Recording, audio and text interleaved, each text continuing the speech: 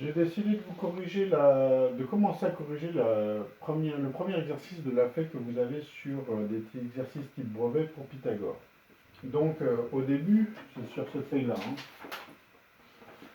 Je ne sais pas si vous la voyez, mais c'est une feuille qui ressemble à ça. Au début, on vous demande de calculer, de placer quelque chose qui s'appelle EF et qui sont distants de 10 cm. Une fois que vous avez ça, on vous demande un demi-cercle de diamètre EF. Donc, avec mon compas de précision, je vais tracer ce demi-cercle, à peu près. Donc,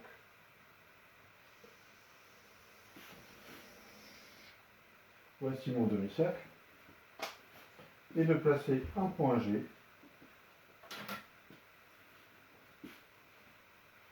de manière à ce qu'il fasse 9 cm. Donc, ça fait à peu près ceci. Le point G est là.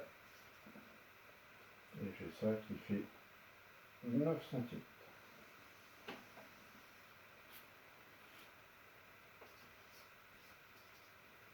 Et on vous demande de prouver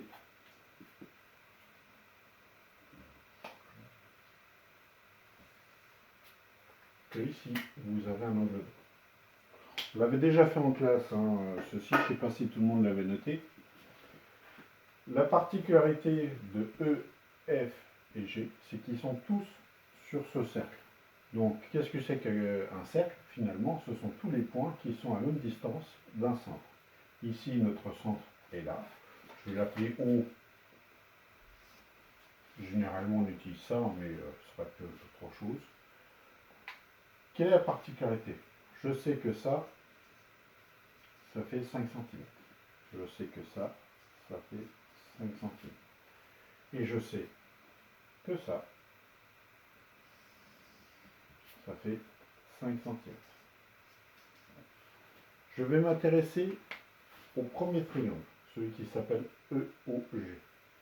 Vous voyez que ça fait 5 cm, ça fait 5 cm. Donc c'est la définition d'un triangle isocèle. C'est-à-dire que si j'ai un angle ici alpha, ici j'ai un angle alpha. On sait aussi que la somme de tous les angles d'un triangle, ça doit forcément faire 180 degrés. Ça veut dire que si ici j'ai alpha plus alpha, ça m'en fait 2. 2 alpha. J'enlève 180 degrés. 180 degrés moins alpha. Moins 2 alpha, excusez-moi. Moins 2 alpha.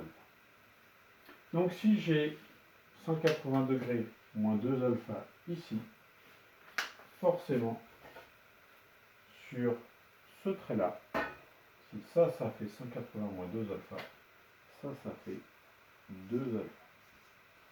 Forcément. Bah oui, mais cet angle-là étant égal à celui-ci. Parce que là aussi, j'ai un triangle isocèle. Le triangle FOG, ou OGF comme vous voulez, est isocèle. Donc cet angle-là est égal à cet angle-là. Cet angle-là, plus cet angle-là, plus mes 2 alpha, ça doit faire 180 degrés. Ça veut dire que cet angle-là, c'est quoi? C'est 180 degrés moins les 2 alpha, qui viennent de là. Et comme ils sont deux, ces angles-là, celui-ci plus celui-ci, il faut que je pense à diviser par 2. Et bien ça, c'est égal à 180 que divise 2, c'est-à-dire 90, moins alpha. Donc cet angle-là, c'est 90 moins alpha. Et alpha plus 90 moins alpha, ça me permet de dire que ce grand angle que je trace en vert, il fait 90 degrés. Donc ici, j'ai un angle droit. Donc ça, c'est la méthode pour pouvoir, sur un triangle en demi-cercle, déterminer que j'ai un angle avec un angle droit. Une fois que j'ai ça, bah, le petit b, il est très simple. Le petit b, une fois que vous avez ça, c'est comme E, F, G est un triangle rectangle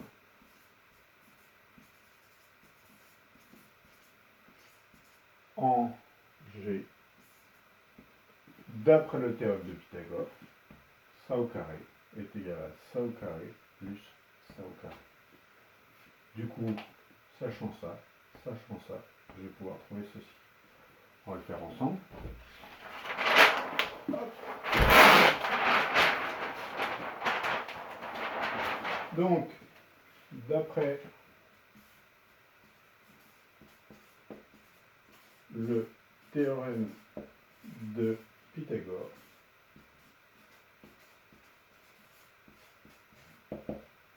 j'ai EF au carré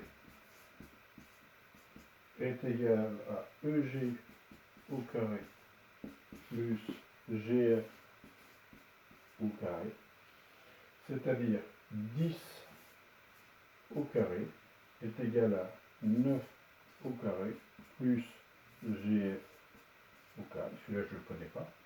Ça me fait 100 est égal à 81 plus GF. Je fais moins 81 des deux côtés.